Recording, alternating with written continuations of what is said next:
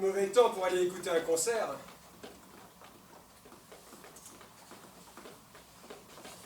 Ah, je ne comprends pas.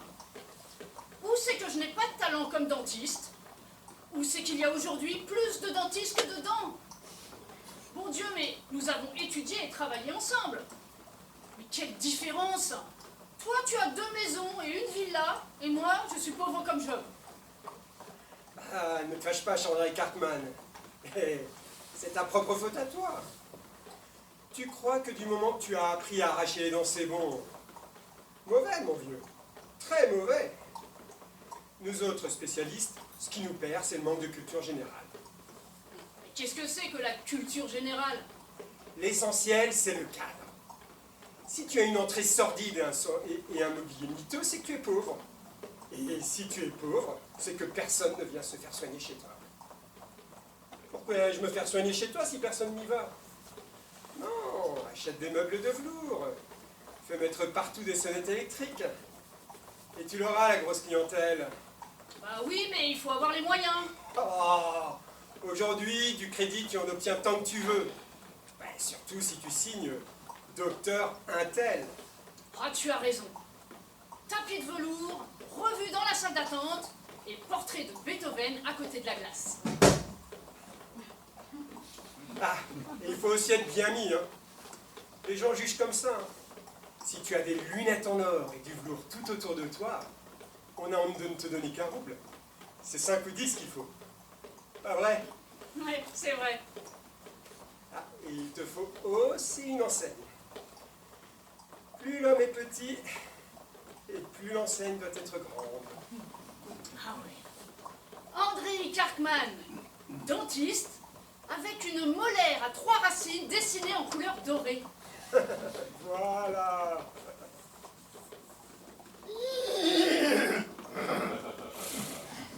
On est arrivé.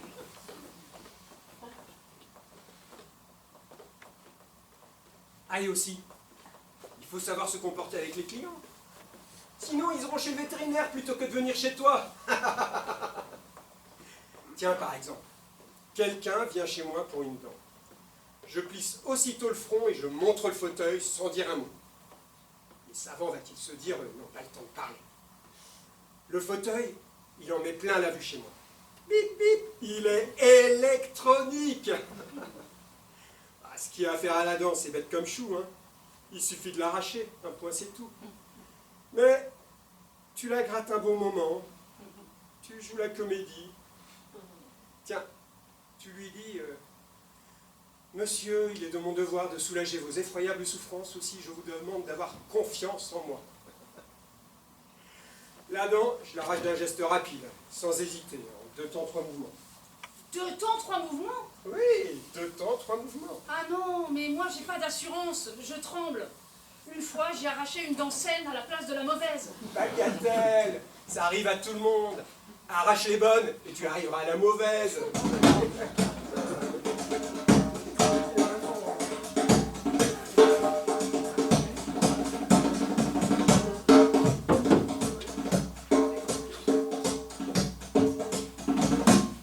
Tiens, pour paraître plus savant, publie une brochure. Comment entretenir ses dents? Si tu n'es pas capable de la rédiger, fais-la faire par un étudiant. Quoi encore? Invente un élixir dentifrice. Bah, tu fais une mixture qui sent et qui pétille, et tu l'as ton élixir. Et pas de prix rond, hein, mais comme ça, 77 kopecks. Ça fait plus mystérieux. Ah, effectivement, c'est mauvais de manquer de culture générale. Suis mes conseils, et en très peu de temps, tu auras un cabinet florissant. André Karkman. Dentiste. Entrons.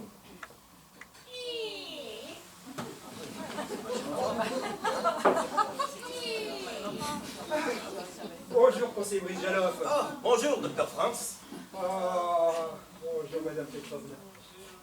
J'ai entendu une très bonne nouvelle. Vous mariez votre fille.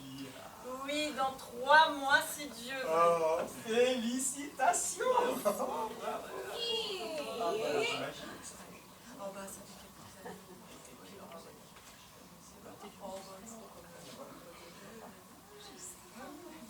Bonjour, Consilita Bridjanov. Bonjour.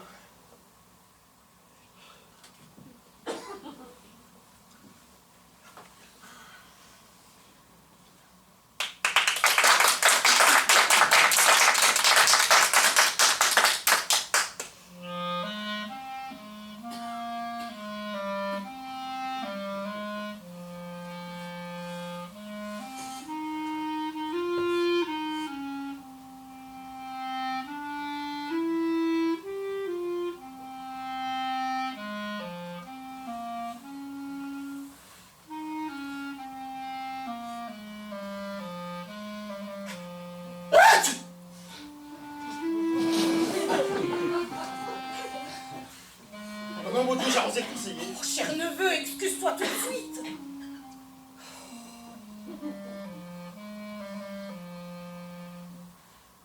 Excusez votre excellence, je vous ai arrosé, j'ai pas fait exprès. Ah, ce n'est rien, ce n'est rien.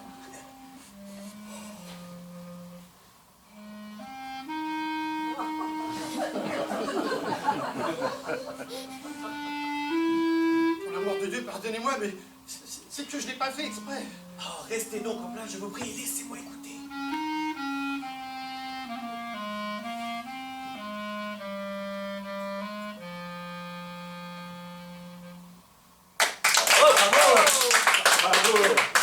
Il n'est pas ton supérieur direct, mais il est quand même un conseiller d'État, tu devrais aller lui faire des excuses. Oh, je vous ai arrosé votre excellence. Pardonnez-moi, voyez-vous, c'était pas... Ah, mais je vous en prie. J'avais déjà oublié, vous ne parlez que de ça. Les yeux pleins de venin ne veut même pas me parler. Mais tu t'es excusé. Oui. Bon, il a une drôle d'attitude. Il n'a rien dit de compréhensible, et puis... il est parti. Je veux lui expliquer qu'éternuer est un mouvement convulsif des muscles expirateurs qui provoque une expiration brusque du nez et de la bouche. J'ai peur qu'il imagine que je vais lui cracher dessus. Demain, tu vas le voir et tu t'excuses. Sinon, il va croire que tu n'es qu'un petit fonctionnaire qui ne sait pas se tenir en public. Ouais. Demain, j'irai le voir.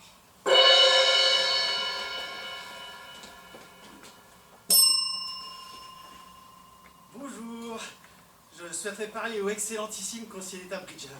Ah, il va vous falloir attendre un moment car aujourd'hui il y a beaucoup de solliciteurs.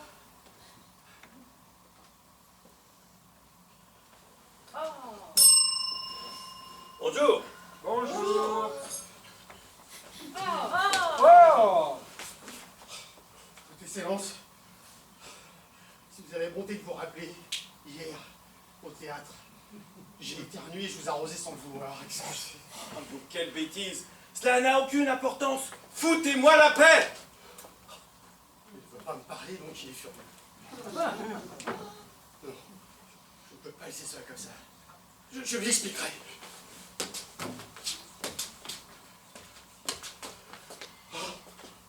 Votre excellence, si j'ose déranger votre excellence le conseiller d'État, c'est justement, croyez-moi, par repentir. Ce n'était pas exprès. Vous devez en être assuré. Vous moquez-vous, mon bon monsieur.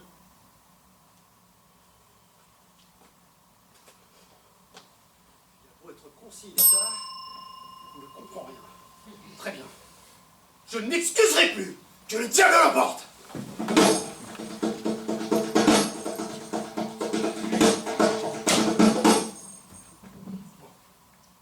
Je lui écrirai une lettre. Mais je n'irai plus le voir, hein. Par Dieu, je n'irai plus. Ça ne sert à rien. Un conseiller a trop de travail pour s'intéresser à une lettre d'un subalterne. Tu as raison. J'y retourne demain pour lui présenter moi-même les explications.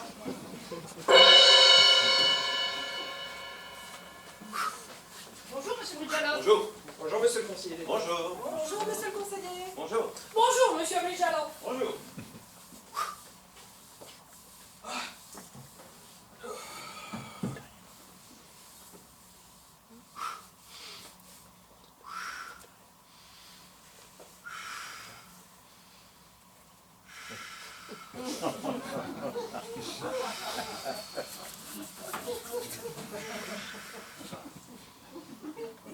Je suis venu hier déranger votre excellence, mais ce n'était pas pour me moquer, comme me fait l'honneur de le supposer. Je je m'excuse du fait qu'ayant éternué, je vous ai arrosé. Je ne songeais nullement à me moquer. Comment oserais-je? Si nous mettons à nous moquer, dans ce cas, il n'a plus non moindre respect pour les hauts personnages. Fichez-moi le camp! Pardon. Fichez le camp! Dehors! Dehors! Dehors! Je vais vous envoyer vendre des timbres en Sibérie!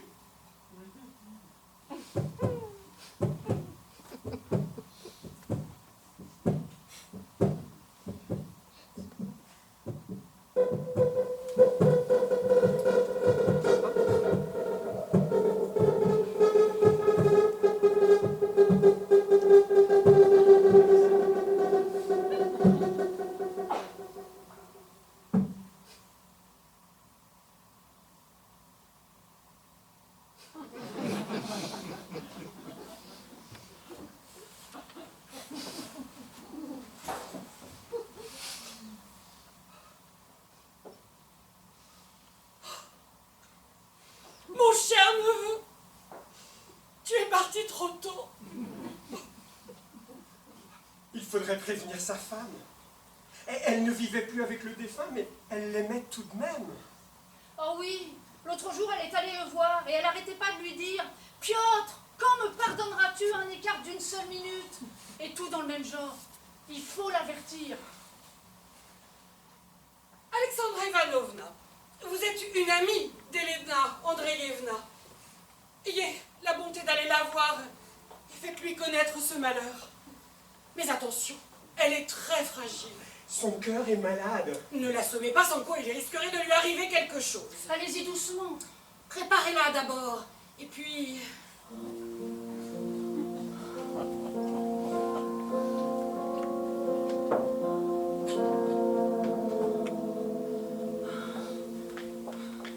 Hé, Elena Andreevna, mes salutations. Je passais, figure-toi, et je me suis dit, c'est chez Léna. Je vais lui dire bonjour. Mais entre. D'ailleurs, j'ai aussi, comme qui dirait, une petite affaire. Attends un moment, je finis de pousser le plafond et je suis avec toi. Nettoie, nettoie. Ce n'est que 2 mots et puis je dégage.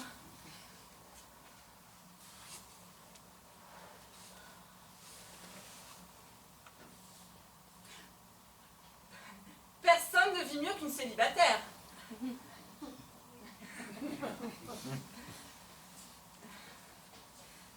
Je suis veuve, je suis libre, indépendante. Maintenant, je vais rentrer chez moi et pas de problème. Personne ne viendra me dire où t'es allée. Oh, il y en a beaucoup qui font l'éloge de la vie de famille. Mais selon moi, c'est pire que le bagne. Il y a toujours des invités, des enfants, un mari. Oh! J'en ai pour un moment, je termine et après on pourra... Nettoie, nettoie. Encore heureux si on tombe sur un homme qui ne soit pas un diable. Toi, par exemple, aussi longtemps que tu es restée célibataire, tu avais l'air d'une femme. Mais dès que tu as épousé ton bonhomme, tu es devenue maladive, mélancolique. Il t'a chassé de chez toi. Il n'y a pas à regretter un homme pareil.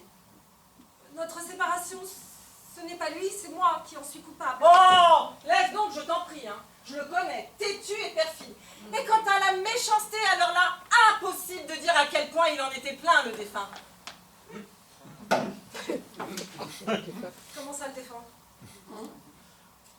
J'ai jamais rien dit de tel. Oh, tu en es déjà toute pâle.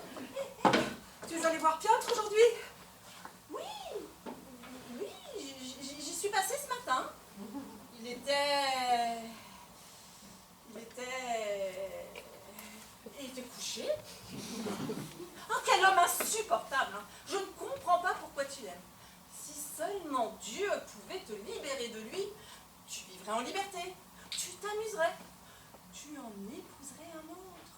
Mais on n'arrache pas l'amour comme un cheveu. Oh, il ne mérite pas ton amour, hein. Pardonne-moi, mais je n'ai jamais pu s'ouvrir. Ah, je n'ai jamais pu l'aimer. Écoute, Alexandra Ivanovna, tu t'es déjà trahi 2 fois. Il est mort, oui. Mort? Mais personne n'est mort, voyons. Sauf que moi, le défunt, je ne pouvais pas le voir. Oh, c'est-à-dire, non, pas le défunt, mais Ne me torture pas, tu es bizarre, il est mort, c'est ça? Ah, le voilà déjà mort. Mais comme tu y vas, ma vieille. Et même s'il était, nous mourrons tous. Tu mourras, je mourrai. À quelle heure? Mais à aucune heure. Te voilà déjà en train de pleurnicher. Il n'est pas mort, voyons. Alexandra Ivanovna, je t'en supplie, ne m'épargne pas. Impossible de discuter avec toi. Hein. Va le voir, va l'admirer. Je suis entrée chez lui, il se disputait avec sa tante pendant que le père Matvei chantait l'office des morts. L'office des morts. Non. C'est tous. Je sais pas où j'ai pris froid. Pourquoi ne pas dire les choses tout de suite? Il est mort. Oui ou non?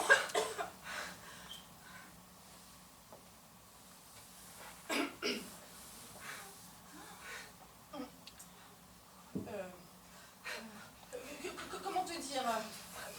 Non, c'est pas qu'il soit tout à fait mort, mais un petit peu. Il est là! Il n'est pas mort, voyons! Et les docteurs disent qu'il y a encore de l'espoir! Allons chez lui! Nous arriverons juste à temps pour le fils des morts! Non! Pour dîner! Oh, ma petite Elena! Que j'en crève si tu ne me crois pas! Je t'assure qu'il est encore vivant! Aujourd'hui, j'ai moi-même été chez le défunt. Pas chez le défunt! Oh, zut! Allez la voir vous-même, hein! Je refuse. À peine je lui ai dit un mot, à peine une allusion. Vous voyez ce qui lui arrive? Elle meurt, elle s'évanouit. À aucun prix je ne ferai cela une autre fois. Vous irez vous-même.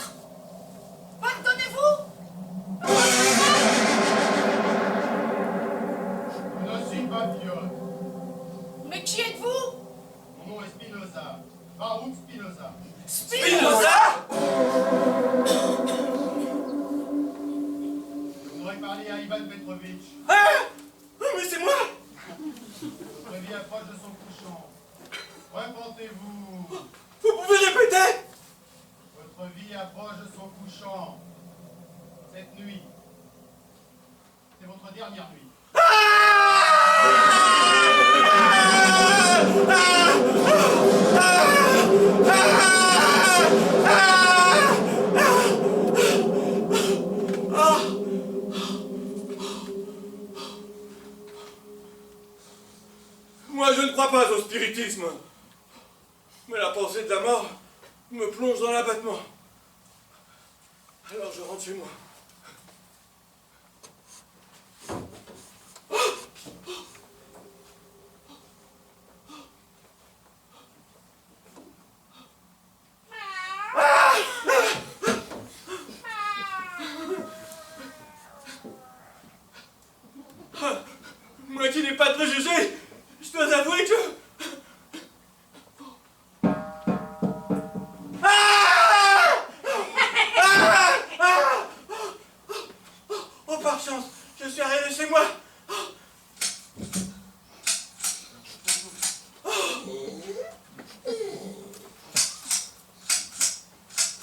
Oh, oh, grâce à Dieu, je suis chez moi. Oh. Ah, si j'en crois Spinoza, je vais devoir mourir cette nuit. Oh.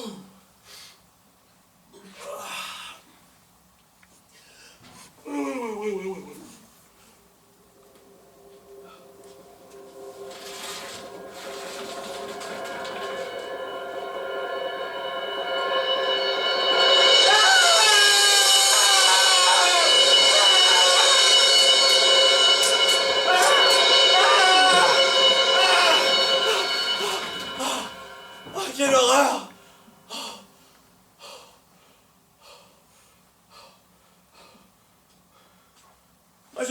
Moi je ne crois pas au spiritisme. Mais une coïncidence pareille peut plonger même un philosophe dans une humeur mystique. Comment un cercueil a-t-il pu arriver chez moi? Oh, je sais. C'est une illusion d'optique. J'étais dans un état d'esprit si sinistre qu'il n'y a rien d'étonnant à ce que mes nerfs malades aient aperçu un cercueil. Alors je rentre chez moi. Ah non. Non. Non, si je vois encore le cercueil, je peux perdre la raison. Je vais aller passer la nuit chez mon ami Zouvorine. Oh.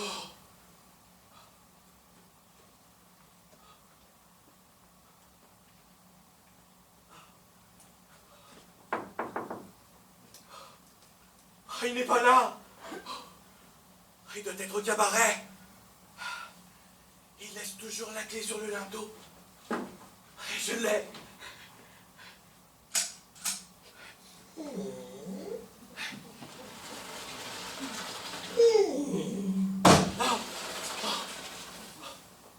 Aïe!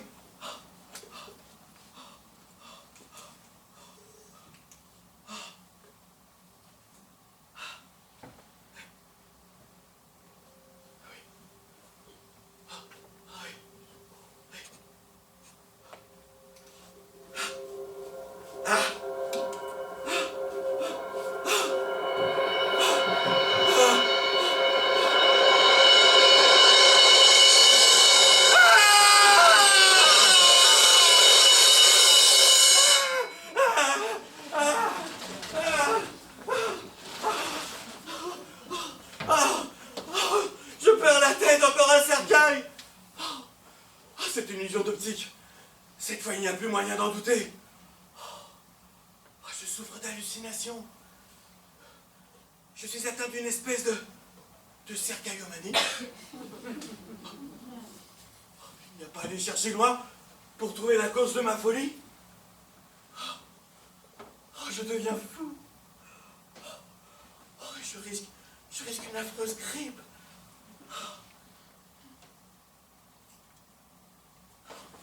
Mais Kochenkov n'habite pas loin d'ici. Il est médecin. Et il a aussi participé à la séance de spiritisme.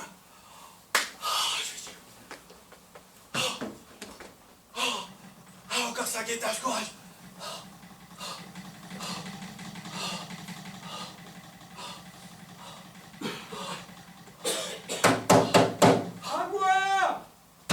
À moi, portier! Oh, Kochenkov, c'est vous? Mais que vous arrive-t-il?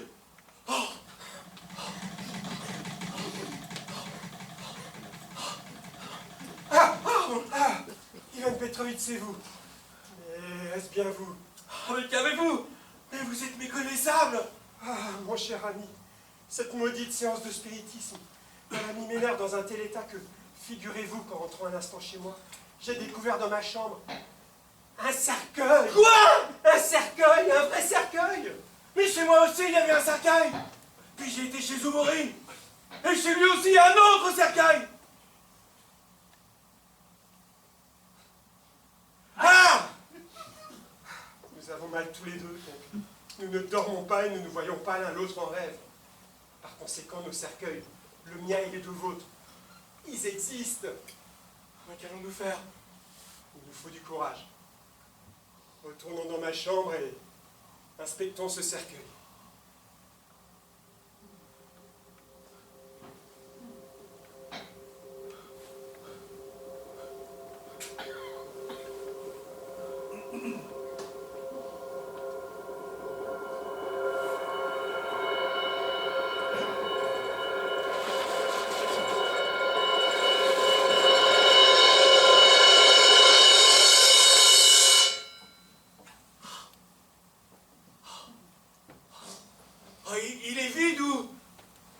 habité?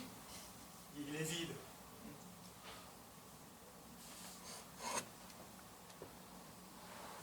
Ah, regardez, il y a une lettre.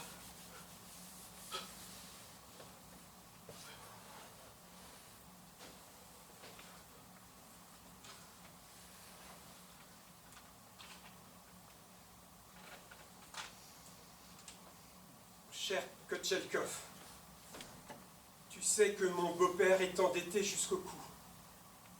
Demain, ils viendront faire l'inventaire de ses biens, ce qui causera la perte définitive de notre famille. Tout ce qui a de la valeur chez mon beau-père se présente sous la forme de cercueils. Tu sais que c'est le meilleur fabricant de la ville. Aussi, nous avons décidé de les dissimuler chez nos amis. C'est pourquoi je t'envoie ce cercueil et te demande de le cacher chez toi. Je compte sur ta magnanimité et ta générosité, ton ami Ivan Machouarine.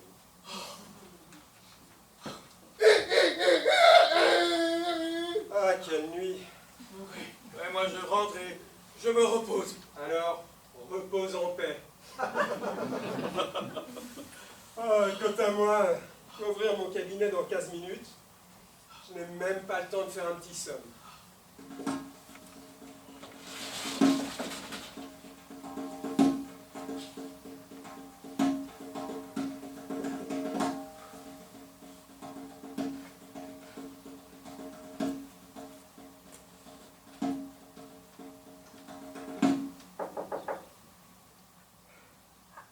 Alors, comment se porte-t-il?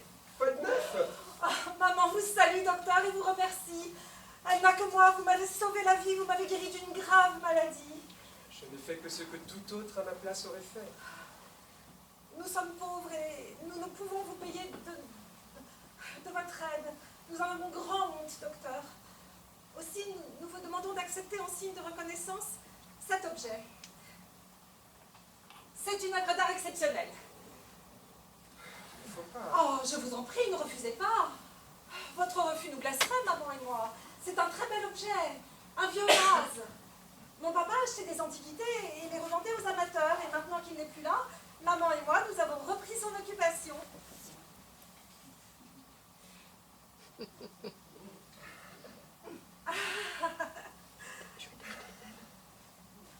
Effectivement, l'objet est magnifique. Ah, Mais comment dire, il est trop impoli. On ne peut même plus parler de décolleté. mais quelle curieuse idée de l'art vous vous faites, docteur. Mais regardez ce mouvement, cette masse d'art, cette force d'expression. Ah, je comprends tout cela. Mais voyez-vous, je reçois des familles. Il vient des dames, des enfants courent ici. Oh, docteur, placez-vous au-dessus du point de vue de la foule. D'autant plus que votre refus nous blesserait profondément, maman et moi. Ma mère n'a que moi. Vous m'avez sauvé la vie. Nous vous offrons l'objet qui nous est le plus cher et mon seul regret est que vous n'ayez pas la paire. Merci, je vous en suis reconnaissant. Laissez-le, on ne vous fera pas entendre raison. C'est qu'il y a plein de raisons. Mettez ce vase là.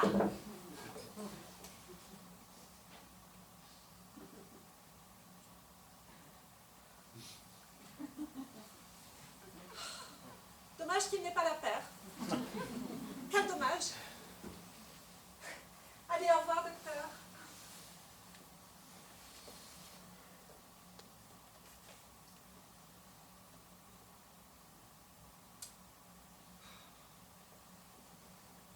Impossible de le garder chez moi.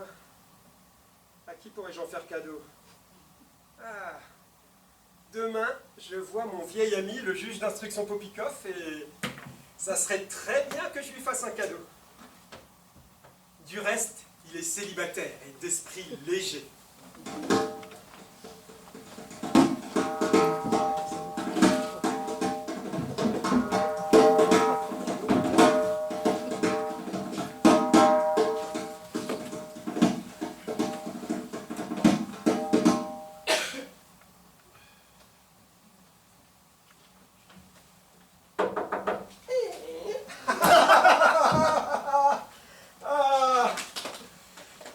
Je suis venu te remercier pour pour tous les services que tu m'as rendus.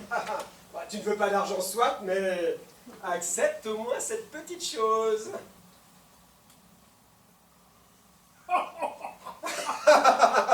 Oh, c'est formidable. Oh, sacre-bleu. Ils font de ces trucs, les démons. Merveilleux. Ravissant.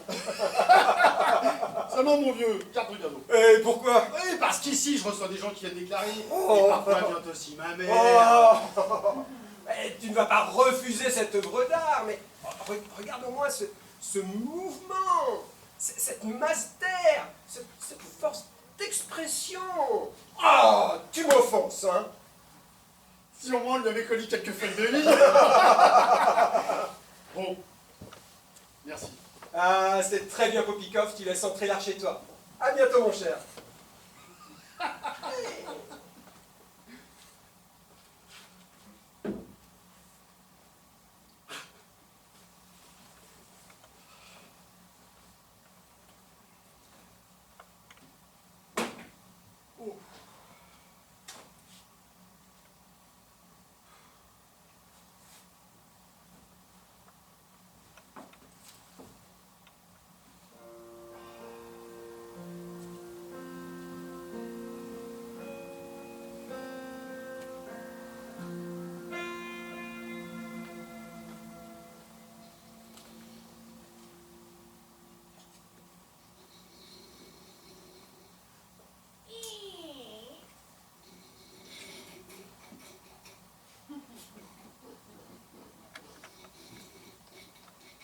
Qui est là? C'est qui là qui habite juste l'instruction? Ici, qu'est-ce que tu veux? Va lui dire qu'Ivan Filaretov est arrivé sur convocation. Pourquoi arrives-tu si tôt? Je t'avais convoqué pour 11 h. Mais quelle heure qu'il est maintenant? Pas encore 7 h. Oh, pas encore 7 heures. Oh, c'est moi, votre noblesse, j'avion point de montre. Hein. Ah, juste l'instruction, c'est quoi? Oui, c'est moi. Bon, va-t'en dehors. Pour l'instant, je dors. Dors, moi je vais attendre. Ça ne coûte pas cher d'attendre.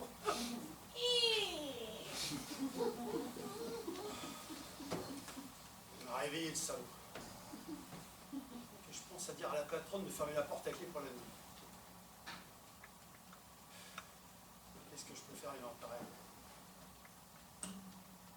Que le diable m'emporte. Je vais l'interroger maintenant. J'aurai plus à le faire plus tard. Arrive ici!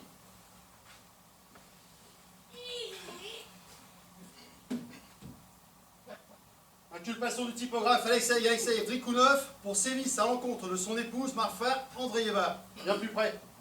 Réponds. Tu es bien Ivan Filaretov, paysan du village de Dunkino, âgé de 42 ans. Quoi? Profession? Gestion berger, spécial le bétail de la commune. Les ennuis de la justice? Oh bah pour sûr j'en ai eu. Quand? Pourquoi? Bah avant la semaine sainte, on a été 3 de notre canton à être convoqués comme jurés. Ça ne s'appelle pas les ennuis de la justice? Oh bah alors ça dépend. 5 journées de suite qu'ils nous ont gardés. Vous êtes convoqué en qualité de témoin dans l'affaire des sévices exercés par Alexandre Drikounov à l'encontre de son épouse. Je vous préviens que vous devez dire toute la vérité, rien que la vérité. Bon, que savez-vous de cette affaire? Rapport aux frais de voyage, si je pouvions les toucher, votre noblesse, j'avions fait 23 verstes à votre noblesse. Et le cheval, il n'est pas à moi, faut que je le paye. Tu me parleras de tes frais de voyage plus tard. Bah pourquoi plus tard? Moi, on m'a dit, comme ça. Les frais de voyage, faut les réclamer à la justice, sinon, on les a jamais. J'ai pas le temps de discuter des frais de voyage avec toi. Raconte ce qui s'est passé. Quel sévice Drikounov a-t-il exercé à l'encontre de son épouse? Bon, c'est très simple. Hein. Il y a une bagarre. Moi, j'étais en train de conduire les vaches à l'abreuvoir. Et voilà, Tipa, qu'il y a des canards qui nagent dans la rivière. Oh, si c'était au châtelain ou aux paysans, le Christ le sait. Hein. Et voilà, Tipa Grishka, les bergers. Il prend un caillou et il se met à en lancer. Bah pourquoi que je lui demande? Que tu lances des cailloux, tu pourras en tuer un, que je lui dis. T'en toucheras un canard, n'importe lequel, et tu le tueras. Même un homme, ça peut le tuer. Mais alors un canard, c'est une petite créature faible. Avec un petit bout de bois, on peut l'assommer. Le Krishna n'écoute en quoi? Pourquoi tu n'écoutes pas? Que je lui dis. Je m'en vais te frotter les oreilles, big douille. Cela ne concerne pas l'affaire. Racontez uniquement ce qui concerne l'affaire. Compris. Alors, moi j'ai toujours sur le point de lui saisir l'oreille, que voilà Tipa Drikounov qui arrive. gens ne sont pas encore sortis de la messe et lui, il est déjà pété pour réjouir le diable. Ça ne te permet pas d'attraper une âme chrétienne par l'oreille. Sinon, tu vas déguster. Moi, je lui réponds, Dion, avec tous les honneurs à un chrétien mort. Hein. Va dans ton chemin, poivre que tu es. Non mais tu te prends pour un juge de paix, tu te prends plein pouvoir pour me cogner. Allô, Yvan. C'était pour rire. Ne te vexe pas. On reste amis. Aujourd'hui, j'ai une révélation. C'est moi le plus important à l'imprimerie. Je touche 20 roubles. Allez, viens. On va boire un coup. Je ne voulions point boire votre noblesse. Mais les autres gars qui étaient avec lui m'entourent comme des chiens. Allons-y, allons-y. Eh ben, il n'y avait point de possibilité humaine que je leur résiste, votre noblesse. Où êtes-vous allé? Bah, à l'auberge d'Abraham Mosech. Bon, c'est là qu'on va chaque fois, tu dois le connaître. Et il faut dire vous, on ne doit pas tutoyer. Si je te dis vous à toi, enfin je veux dire, si je vous dis vous à vous devez d'autant plus être poli. Ah bah ça c'est bien vrai, votre noblesse. Même tu crois que je comprenions pas ça. Allons donc.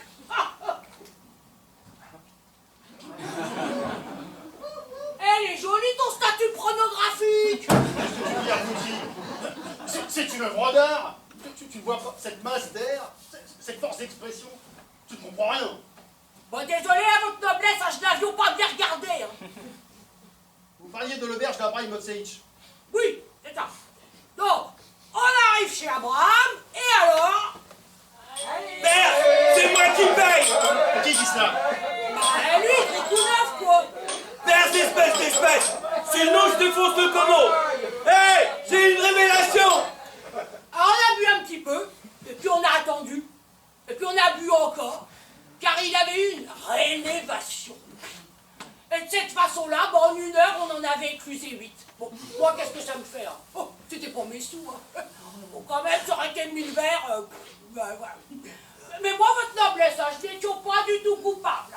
Que s'est-il passé ensuite? Bon, il s'est rien passé. Ah bon, pendant qu'on buvait, c'est vrai, il y a eu une bagarre. Mais qui s'est battu? Bon, c'est bien qui. Hey, j'ai une révélation. Il criait, il cherchait à donner des coups à n'importe qui, déchaîné qu'il était. J'ai une révélation. Ah, il a cogné sur moi, il a cogné sur Abraham, et sur les gars. Tiens, à boire. Et connais ma force. Il te présente un petit verre, il te laisse boire, et il te cogne de toute sa force. Et sa femme? Il l'a battue? Martha, oh bon, elle en a pris aussi, oui. Bah, juste au moment où nous étions en train de nous mettre en train, bah, elle est arrivée dans la taverne. Mais t'as pas honte? Mais qu'est-ce que tu viens faire ici? Mais à la maison, on n'a rien à manger. Les enfants sont habillés comme des gueux. Et toi, tu ne penses qu'à boire comme un trou. J'ai travaillé comme un fou toute la journée. J'ai besoin de boire un verre. Mais tu vas finir par te faire virer du journal si tu continues d'arriver sous comme ça. Espèce de femme sans cervelle. Personne va me virer. Je suis le seul typographe de Taganrog. Dieu te punira, Drikounov. Mais je suis déjà puni. Et lui, sans un gros mot. Il faut qu'elle comprenne. Bon Dieu, vous voyez mon malheur et vous ne faites rien. Et il recommence. Il l'a dressé. Il en finissait pas de la dresser.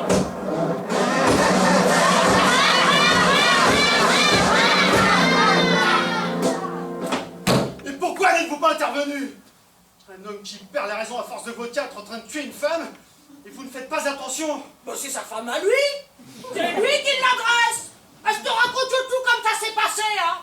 Et puis la bonne femme, eh ben, ne vaut point la peine qu'on fasse tous ces déplacements jusqu'à la justice. Hein.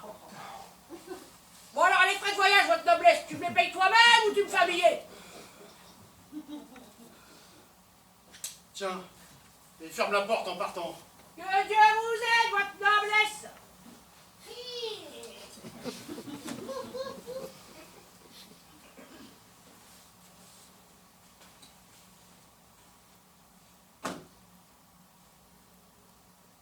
Oh, je ne peux pas garder cet objet ici. Le jeter? Oh non, c'est quand même une œuvre d'art. Ah, je sais. Le dentiste Cartman est en train de refaire son cabinet. Il n'a pas arrêté d'acheter des tapis et des miroirs. Et moi, je leur ferme la bouche. Si je lui offre, sûrement me le fera le resto. C'est moi le plus important à l'imprimerie. À l'occasion des intempéries, chirurgien Karkman remet en place. Office des morts quotidiennement.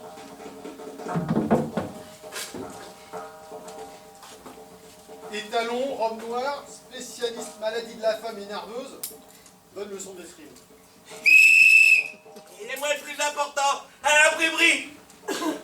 Madame Panina a le chagrin d'annoncer à parents et amis le décès de son époux et père, Anton Poustokov, gentilhomme de la chambre. Rédaction Revue Labour tient chambre individuelle, disposition femme en couche. Enfants et hommes de troupe, demi-tarif. Merci de ne pas toucher. Ah, les journaux ne savent plus qu'écrire pour attirer l'attention. Pas vrai, Jean Aldirine? Oh, j'en sais rien, j'ai trop mal. Faut se rincer les dents avec de la vodka. J'ai déjà tout essayé. Ah, ne laissez pas filer, les gars, attrapez-le. J'aurais ta peau de canaille. Qu'est-ce qui se passe? Qu'est-ce que c'est? Qu'est-ce que tu fais avec ce doigt? Oh, monsieur l'agent, j'allais tranquillement sans faire de mal à personne quand cette sale bête m'attrape le doigt. Et j'ai du travail, moi. Je suis typographe, hein. Et peut-être bien que je pourrais pas travailler depuis jour. Alors faut qu'on me paye. Et si tout le monde se met à mort, alors bah vaut mieux être mort. Bon! À qui il est, ce chien? Je vais vous apprendre, moi, à laisser divaguer les chiens. Il est grand temps de s'occuper un peu de ces gens qui veulent pas se soumettre au règlement. Eldirine, trouve le propriétaire du chien. Et dresse-lui un procès verbal. Ce chien, il faut l'abattre. Sur le champ, sûrement enragé. À qui est le chien, je demande? Il me semble qu'il est au général Gigalov. Au général Gigalov? Ça frustre qui fait chaud. Seulement, il y a une chose que je ne comprends pas. C'est comment cette bête a pu te mordre? Bah, elle est petite.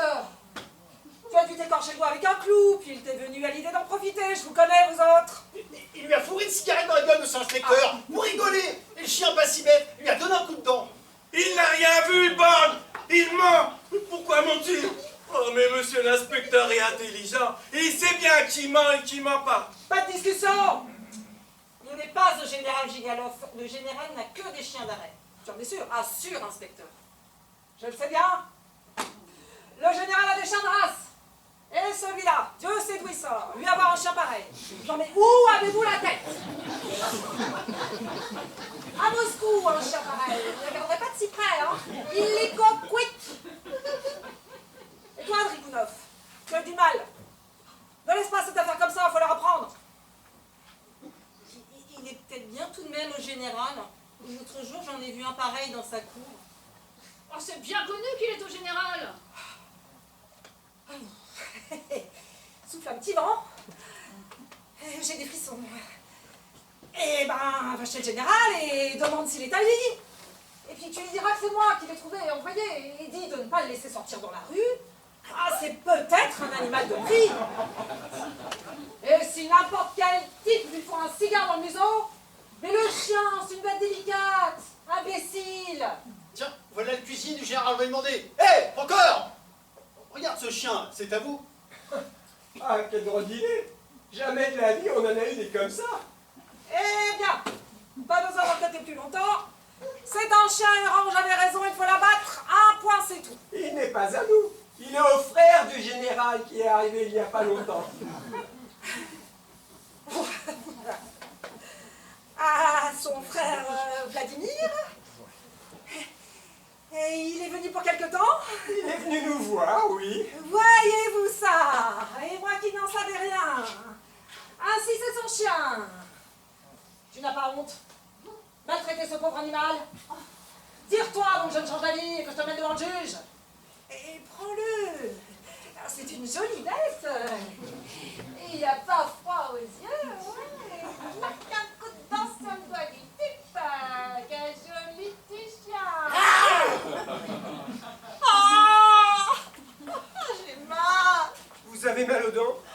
faut mettre sur la joue du réfort pilé dans du pétrole. Vous pouvez faire des bains de bouche avec de l'eau de Cologne mélangée d'encre. Le mieux, c'est de badigeonner les gencives avec de la teinture d'iode. J'ai tout essayé. Il ne me reste plus qu'à me loger une balle dans le front ou boire cul sec 3 bouteilles de vodka pour m'abrutir et dormir comme un mort. Ce que vous voudriez faire, c'est d'aller voir un médecin. On m'a parlé du dentiste Carban. On dit qu'il arrache les dents en un instant, et sans douleur. Il habite l'immeuble Samoukine. Avec votre permission, inspecteur. Alors, monsieur le conseiller d'État, vous rentrez chez vous? Oui, je viens de visiter Olga Ivanovna. Son enfant est très malade. Ouais, ça me fait de la peine. L'hiver touche à sa fin, mais il nage encore. Oui, c'est la fin d'hiver. Quand d'aller chercher des asperges? La fin d'hiver.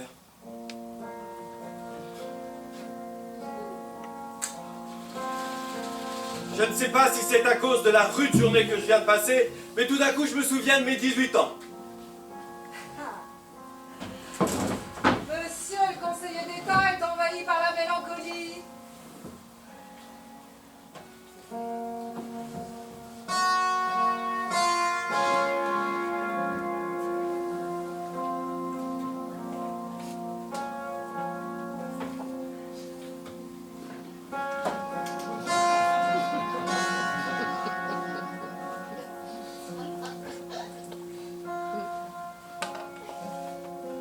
Je me souviens de Nadia.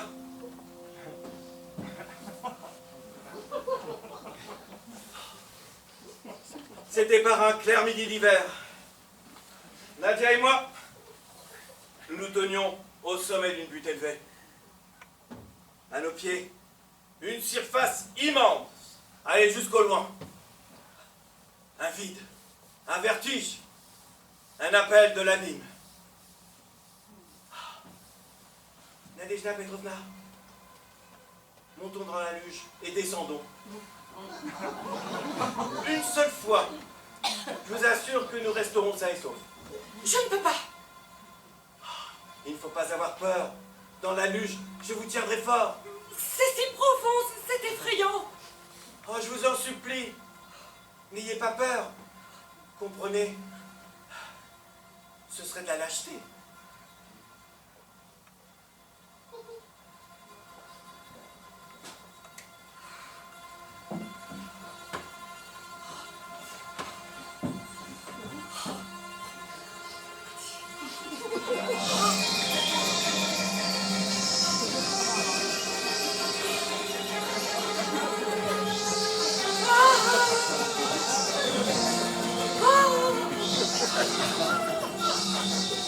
Je vous aime, Nadia!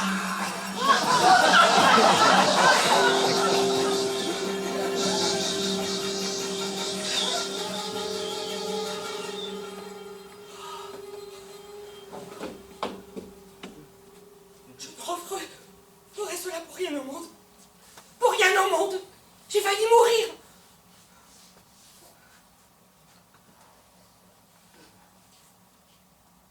C'est lui qui a prononcé ces 4 mots? Ou j'ai simplement cru les entendre dans le vacarme du tourbillon? Mais ces mots, ont-ils été prononcés ou non? Oui ou non?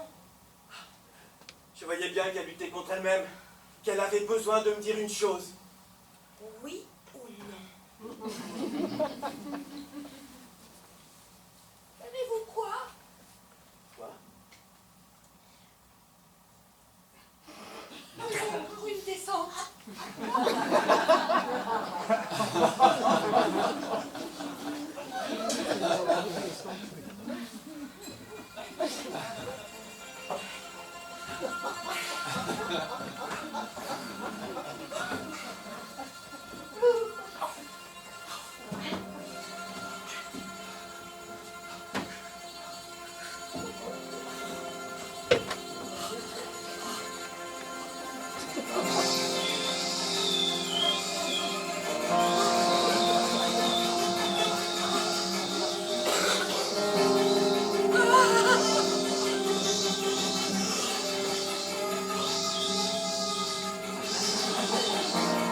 aime, Nadia!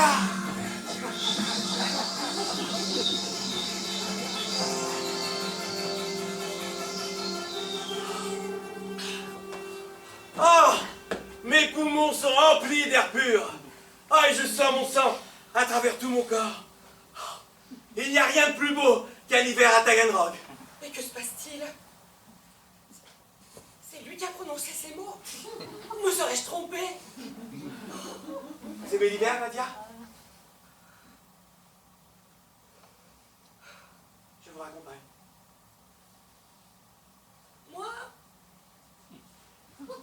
Moi j'aime bien ces descentes. Il n'est pas que nous en fassions encore une.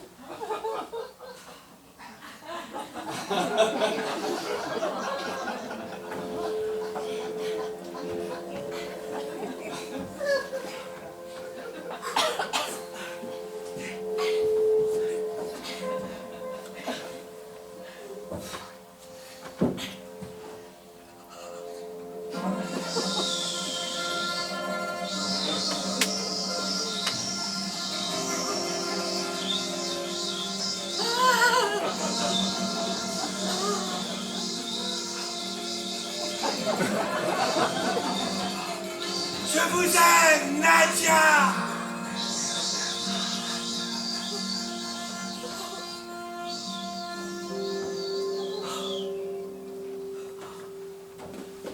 Oh, je vous raccompagne chez vous, Nadia.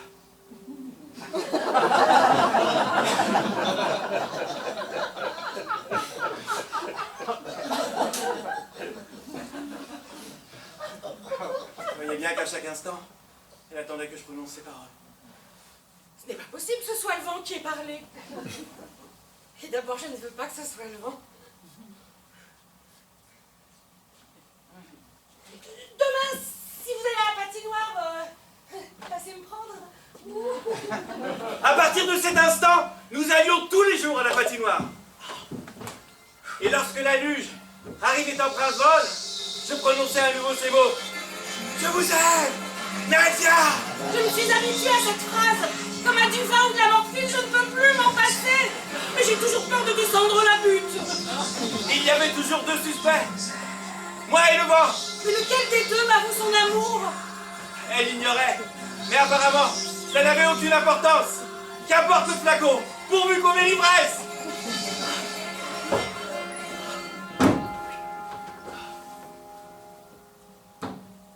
Un jour, alors que j'allais seul à la patinoire,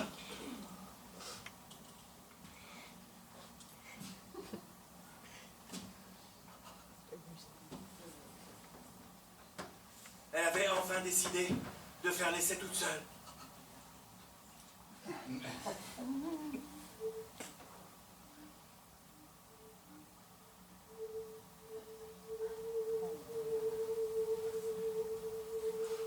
Nadia entendait-elle les paroles?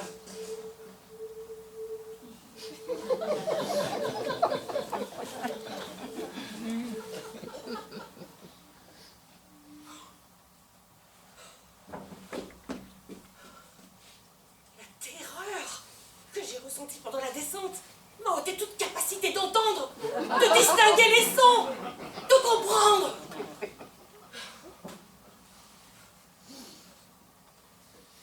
Mais avec l'arrivée du printemps, la neige avait fini par fondre.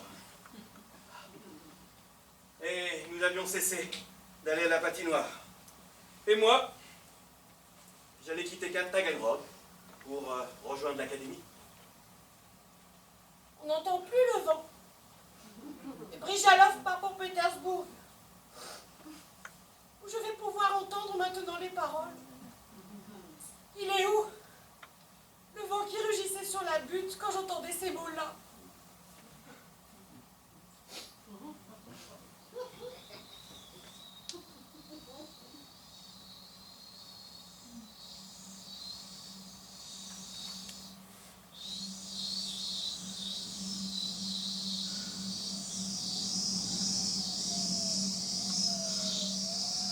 Je vous aime, Nadia!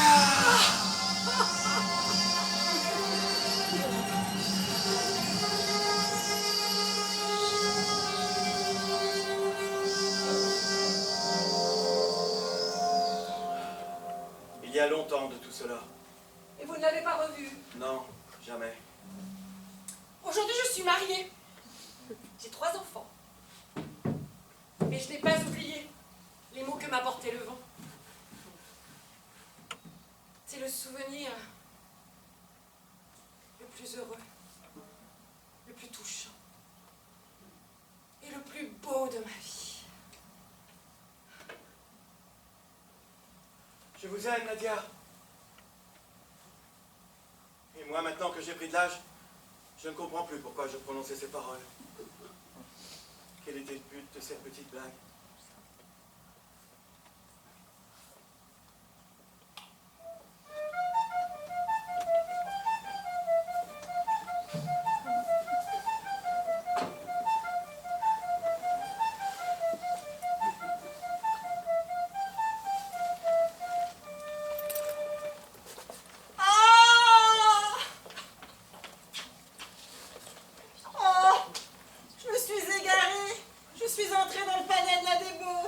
Ah non, monsieur, vous êtes chez le dentiste Cartman. Grâce à Dieu, j'ai besoin de votre secours. J'ai mal, j'ai mal. Et c'est pas seulement la dent, c'est tout le côté. Ça va jusque dans l'oreille. C'est comme si on m'enfonçait un pieu ou quelque chose de pareil. Ça m'élance, ça m'élance. Les savants n'ont pas le temps de parler.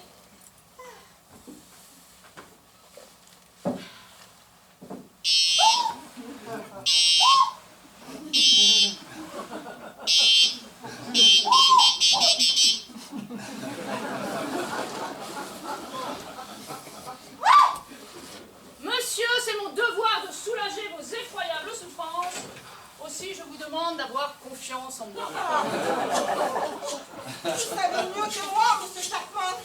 Vous avez étudié pour savoir ce qu'il faut arracher et ce qu'il faut soigner. Vous avez été placé ici pour ça. Que Dieu vous ait en sa sainte garde.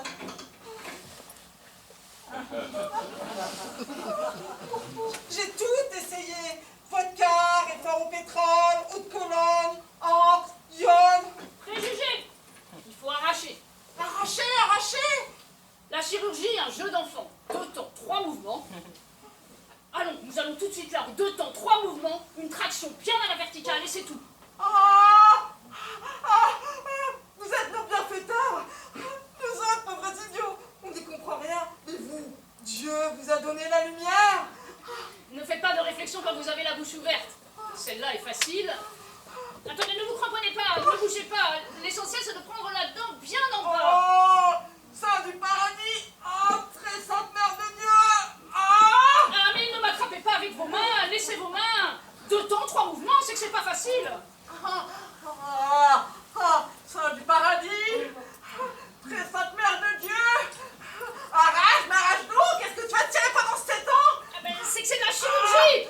Impossible d'un seul coup. Voilà.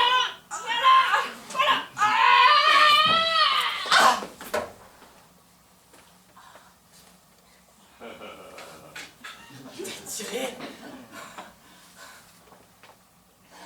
Je souhaite qu'on tire comme ça dans l'autre monde. Merci infiniment. Si tu ne sais pas arracher les dents, ne t'en mêle pas. J'y vois plus rien. Mais pourquoi m'attrapes-tu avec tes mains? Je tire et toi tu me pousses le bras. Et tu me dis toutes sortes d'idioties, imbécile. Imbécile toi-même. Mais tu crois, paysan, qu'une dent comme ça, c'est facile à enlever? Tu ne sais pas, non mais c'est toi qui vas m'apprendre mon métier, non? Non mais, allez, assieds-toi, on te dit. J'y vois plus rien. Laisse-moi me remettre. Seulement ne tire pas longtemps. Hein. Arrache, mais arrache d'un seul coup. Fais la leçon à ceux qui s'y connaissent. Mon Dieu, ce que le peuple est ignorant. Allez, vivre avec ces gens-là, on devient abruti. Allez, ouvre bien la bouche. La chirurgie, mon ami, ça n'est pas une plaisanterie. Allez, bon. 2 temps, 3 mots. Bah oui, mais c'est une vieille dent, elle a poussé des racines profondes, hein. Ouvre bien la bouche. Voilà, c'est ça. Allez, 2 temps, 3 mots. Allez, bouge pas, c'est ça. Je savais bien.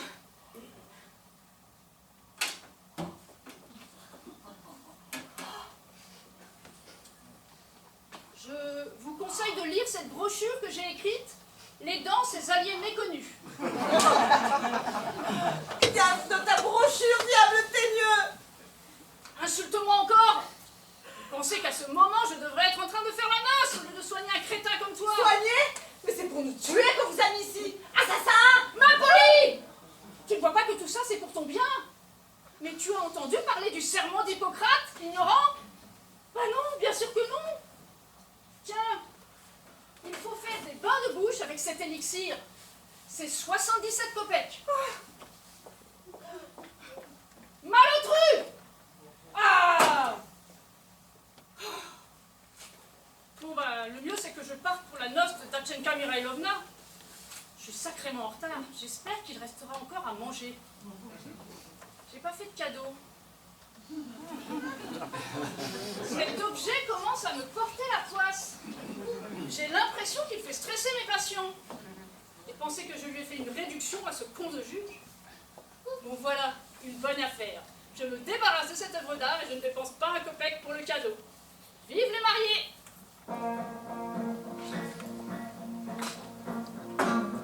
Necesita dudas de choraggi, sozeza meluda utra, esi salibi, tak mi doragi, pan poskroni e večera, esi salibi, tak mi doragi, pan poskroni e večera.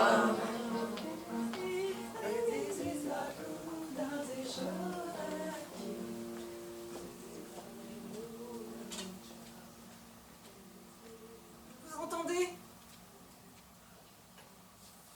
Oui, c'est le mariage de Datchenka Mirailovna. Je sais. Elle est tellement heureuse.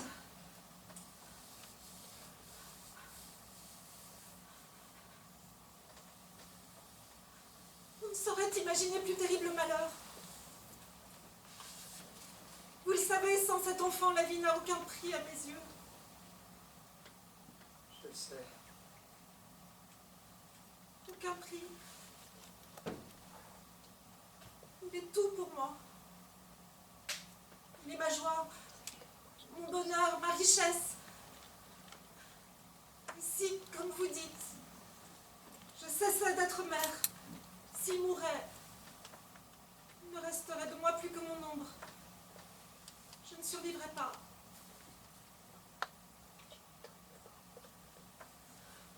Lorsqu'il est né, souvenez-vous-en, j'ai voulu le placer dans un orphelinat. Mon Dieu, j'étais alors vulgaire, bête, légère. Aujourd'hui, je suis mère. Entre aujourd'hui et ce temps-là, il y a un abîme.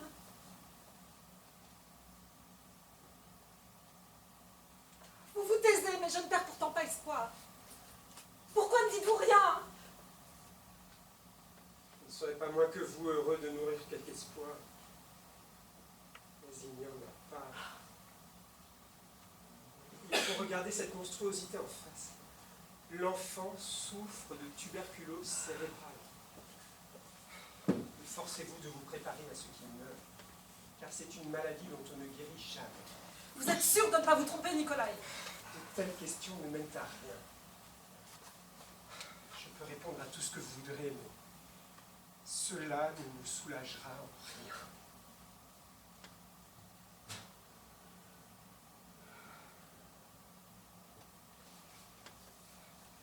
Écoutez, Olga, accordez-moi une minute d'attention, j'ai une question à vous poser.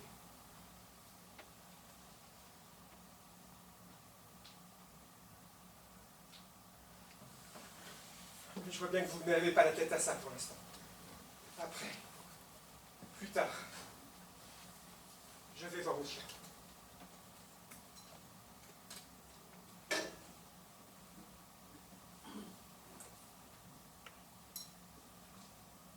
Tu as mal à la tête? Oui, je rêve tout le temps. De quoi? De tout. Ce n'est rien, mon pauvre petit. Ce n'est rien. Qui je suis, Misha? Tu me reconnais? Tu as très mal. Très. Je n'arrête pas de rêver.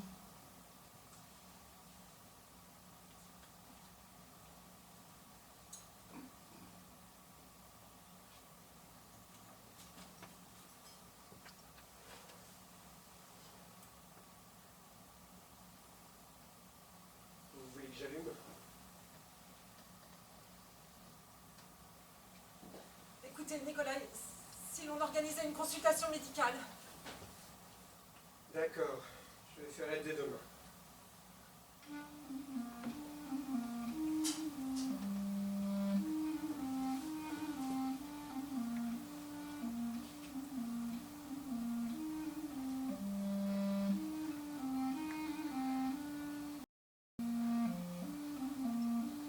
Nous aussi, on a aimé danser la valse. Vous vous souvenez?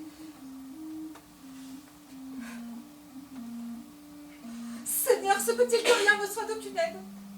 Tu es docteur, Nikolai. Tu dois savoir ce qu'il faut faire. Comprends que je ne supporterai pas cette perte. Je n'y survivrai pas.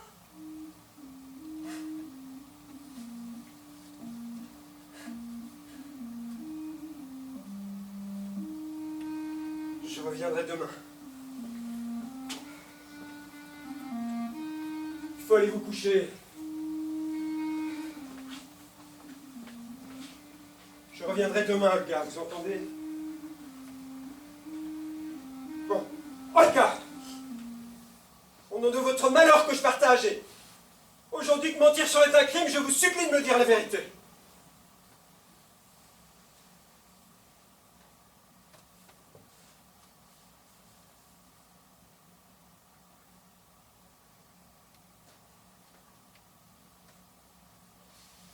Vous m'avez toujours assuré que cet enfant était mon fils. Est-ce vrai?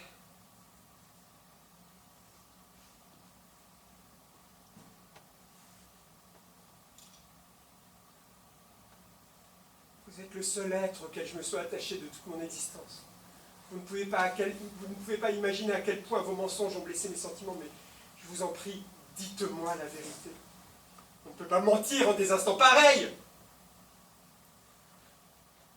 Dites-moi que Misha n'est pas mon fils.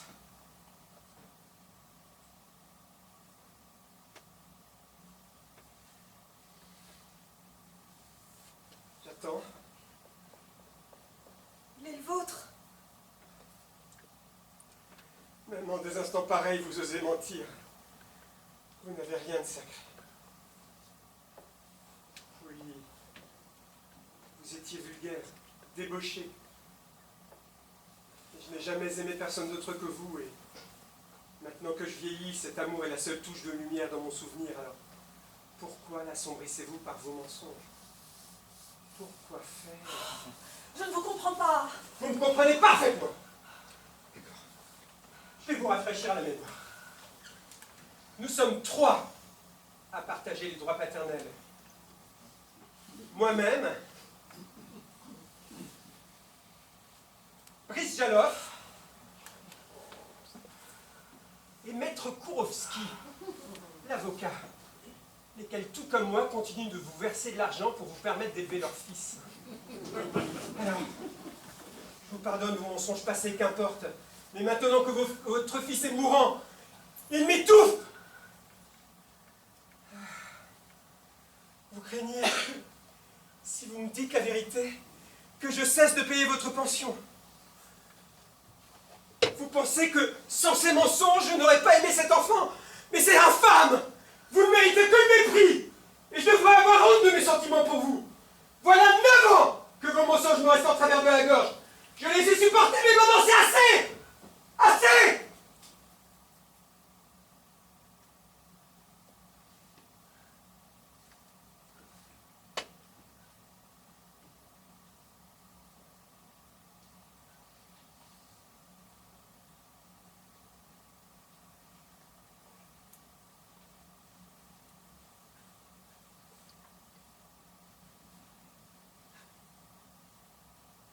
Je me suis emporté.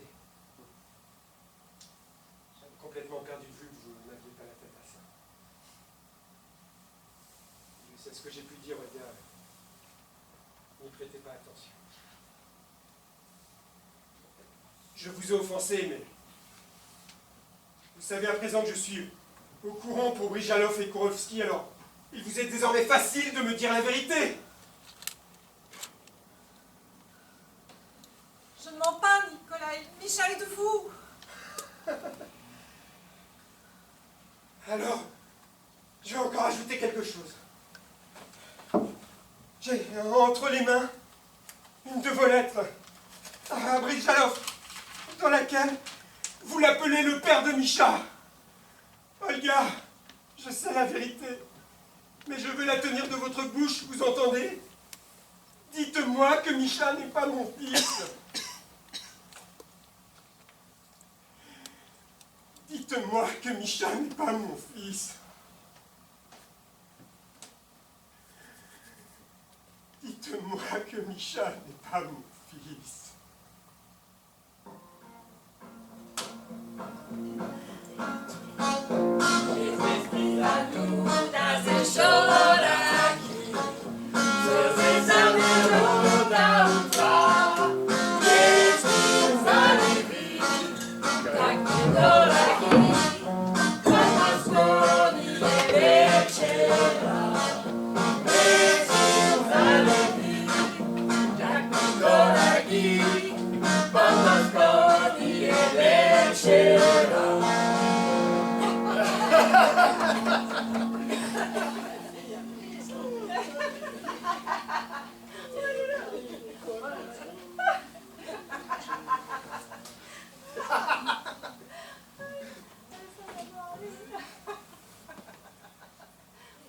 Vous êtes bien silencieux, cher parrain. Vous n'êtes pas content de mon mariage? Oh mon ange, je n'ai jamais vu à Taganrog un aussi beau mariage. Non, j'étais en train de regarder Olga Ivanovna à sa fenêtre et je pensais à elle. Elle me fait de la peine. Son seul enfant est très malade. Oui, on ne peut que prier pour lui. Mais ne soyez pas triste. Aujourd'hui, c'est ma noce. Ah, ma chérie, tu es resplendissante. Aujourd'hui, tu es la lumière de Taganrog. Oh, l'avenir, c'est la lumière électrique. Et pas seulement la lumière, hein, l'électricité en général. La lumière électrique? Mais c'est que de la friponnerie. Mais comprenez, ils vous prennent un petit morceau de charbon qui vous fourre là-dedans et ils croient détourner votre attention. Non, mon vieux, si tu veux m'illuminer, mais donne-moi quelque chose de plus substantiel. Quelque chose de naturel, le feu par exemple, et du feu. Naturel, hein? Pas intellectuel. Alors, si vous aviez vu une pile avec ses parties constitutives, eh bien, vous en disserteriez autrement. Oui, eh bien, je n'en verrai point. Quant à vous, monsieur le jeune homme, au lieu de défendre la friponnerie, versez-vous donc à boire et versez-en aux autres. Ouais. Santé!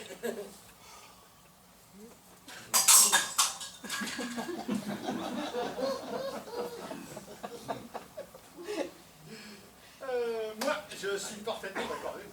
À quoi bon entamer des discussions sérieuses? C'était une discussion scientifique. Oh, je veux bien discuter de toutes sortes de découvertes scientifiques, mais il y a un temps pour tout. Darling n'y prête même pas attention. Il veut montrer son instruction. C'est pour ça qu'il cause de choses incompréhensibles. Grâce à Dieu, nous avons vécu toute notre vie sans instruction. Et voilà que nous marions notre fille à un homme de mérite. Mais si nous passons à vos yeux pour des mal appris, pourquoi est-ce que vous venez chez nous? Vous n'avez qu'à aller chez vos bien appris. Ah non, mais moi, Tatiana Petrovna, j'ai toujours respecté votre famille. Et si j'ai évoqué l'électricité, il n'y a pas de raison de penser que ce soit par orgueil. Oh, j'ai toujours souhaité un bon mari à Tatiana Mirailovna. Oh, de nos jours, c'est tellement difficile de trouver un homme de mérite à épouser. Chacun veut se débrouiller pour convoler par intérêt, pour de l'argent. C'est une insinuation? Ah non, non, je parle comme ça, en général, je parle pas des présents. Hein. Oh bah je vous en prie, vous tout le monde sait que c'est par amour, hein. La dot est minime. Non, elle n'est pas minime. Parle, mon petit bonhomme. Mais voyons ce que tu dis. Il n'y a pas que les 1000 roubles. Il y a aussi 3 manteaux, tous ces meubles et 2 édredons de Samarcande que mon époux avait acheté dans l'Ouzbékistan. Essaye de trouver ailleurs une dot pareille. Non, mais moi je ne dis rien, hein. Le mobilier, en effet, est fameux. Moi, ce que je dis, c'est que monsieur se vexe, comme si j'avais insinué... Alors n'insinuez pas. Nous vous respectons à cause de vos parents, et nous ne vous avons pas invité à la noce pour que vous vous permettiez des élocutions diverses.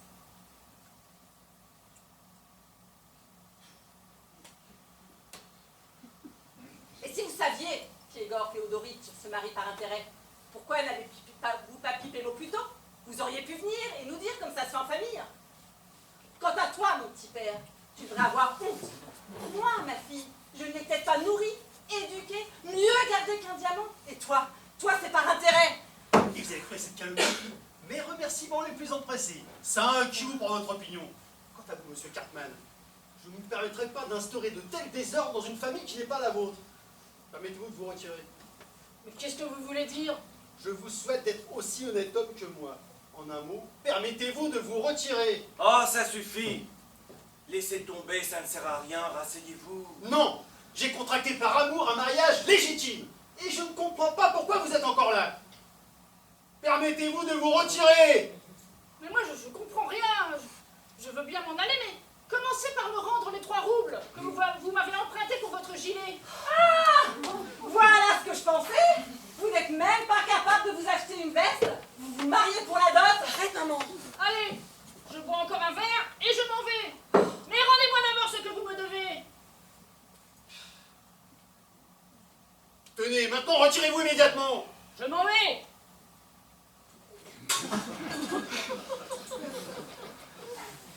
Je suis offensée.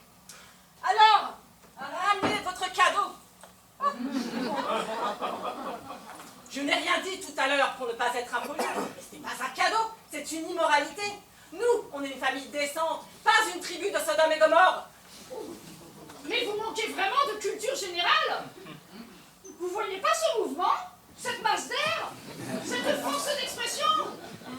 Prenez-vous de culture générale et retirez-vous. Offensé!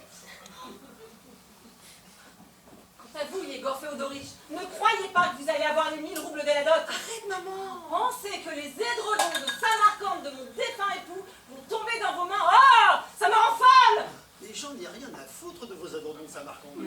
50 kilos, et que du vrai, du brun, pas la moindre petite plume. Vous n'aurez jamais la dot. Je suis un honnête homme, et je ne me laisserai pas rouler. Vous verrez, la justice vous montrera quel homme je suis. Oh, comme si vous alliez voir le star. Vous n'aurez jamais les édredons de Samarcande. Vous allez voir vos putains de maudits édredons.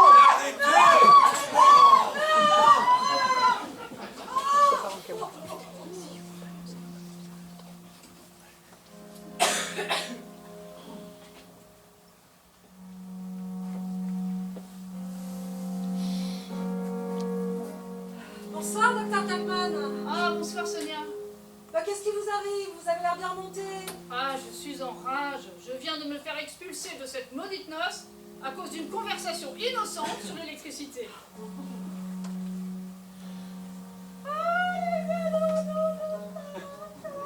Maman, mais qu'est-ce qui t'arrive? Appelez un médecin. On dirait de la neige. C'est du duvet. Le marié est fâché à cause de la dot et il est en train d'éventrer 2 édredons et de jeter le duvet par la fenêtre. Ça en fait du duvet. Dites-moi Sonia, votre maman et vous achetez toujours des antiquités? Ah, bien sûr. Et ça vous dirait d'acheter ce vase? Il est ancien, hein? Mon grand-père l'avait acheté au marché de Samarcande. Vous demandez combien? Pas cher. 10 roubles et il est à vous.